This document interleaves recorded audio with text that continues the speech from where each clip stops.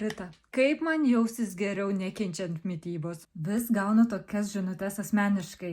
Ir jeigu apie tai pagalvojai, bet dar neparašai man asmeniškai, parašyk komentaruose. Mielosios, noriu Jums priminti, kad Jūsų dabartiniai mitybos įpročiai yra Jūsų įpročiai, taip? Ir taip kaip Jūs juos suformavot, lygiai taip pat Jūs juos galite pakeisti. Žinoma, reikės pastangų ir laiko. Ir noriu, kad Jūs užduotumėt savo tokį klausimą. Kaip stipriai man skauda? Taip?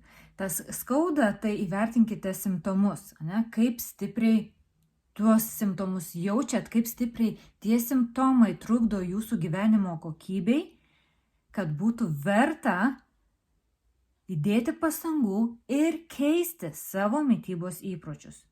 Nuo 0 iki 10. Kaip stipriai Jums skauda. Aš puikiai galiu dėti ranką prie širdies ir pasakyti, kad mano mityba buvo žiauri. Tikrai žiauri. Aš visą dieną galėdavau valgyti ir būdavo dienų, kad valgydavau vien saldumynus. Man pažiūrėti vaisius, daržovės, ojetus, nejuokinkit. Bet kai turi žinias, tu tuomet gali rinktis, ką su tomis žiniomis daryti. Ir man tai buvo toks kaip bingo momentas, kadangi tyrimas po tyrimo parodo, kad labai priklauso, kaip moteris jaučiasi menopauzėje nuo jos mitybos įpročių, man tai buvo bingo momentas. Kaip aš noriu jaustis?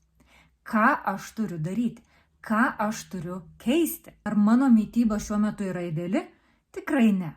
Bet aš tai matau kaip kelionę, kad kiekvieną dieną aš keliauju ten, kur aš noriu būti.